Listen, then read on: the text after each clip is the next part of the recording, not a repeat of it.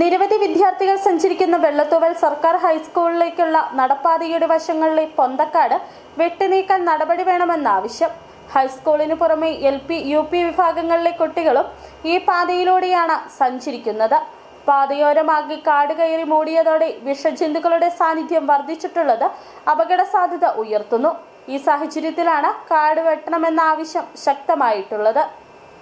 വെള്ളത്തൂവൽ സർക്കാർ ഹൈസ്കൂളിലേക്കുള്ള നൂറുകണക്കിന് വിദ്യാർത്ഥികൾ ദിവസവും യാത്ര ചെയ്യുന്ന നടപ്പാതയുടെ ഓരത്താകെ വലിയ തോതിൽ പൊന്തക്കാട് വളർന്നു നിൽക്കുന്നതാണ് പരാതിക്ക് ഇടവരുത്തിയിട്ടുള്ളത്. ഹൈസ്കൂളിന് പുറമെ LP, UP വിഭാഗങ്ങളിലെ കുട്ടികളും ഈ പാതയിലൂടെയാണ് സഞ്ചരിക്കുന്നത്.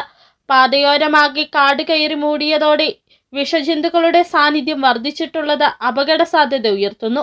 ദിവസവും നൂറുകണക്കിന് വിദ്യാർത്ഥികൾ സഞ്ചരിക്കുന്ന ഈ പാതയിലെ പൊന്തക്കാടുകൾ വെട്ടിനീക്കണമെന്ന് Kerala youth front B Idukki ജില്ലാ പ്രസിഡന്റ് സിബി വെള്ളത്തൂവൽ ആവശ്യപ്പെട്ടു.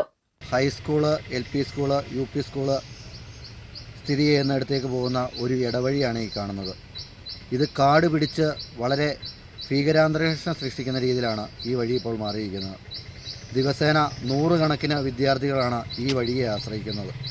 ഇതിനൊരു ശാശ്വത പരിഹാരം എന്നത് ഒന്നെങ്കിൽ ഇത് KSEBയുടെ അധീനതയിൽ കിടക്കുന്ന സ്ഥലമാണ്, ഒന്നെങ്കിൽ ഇത് KSEB അധികൃതർ ഇതൊന്ന് ക്ലിയർ ചെയ്യുകയോ അല്ലെങ്കിൽ പഞ്ചായത്ത് ഇടപെട്ട് മഹാത്മാഗാന്ധി ദേശീയ തൊഴിലുറപ്പ് പദ്ധതിയിൽ ഉൾപ്പെടുത്തി ഈ വഴി ക്ലിയർ ചെയ്ത് ഈ കയറിപ്പോകുന്ന ഈ കുരുന്നുകൾക്ക് ഈ വഴി ഒരു സഞ്ചാരയോഗ്യമാക്കി മാറ്റണമെന്നാണ് പറയാനുള്ളത്.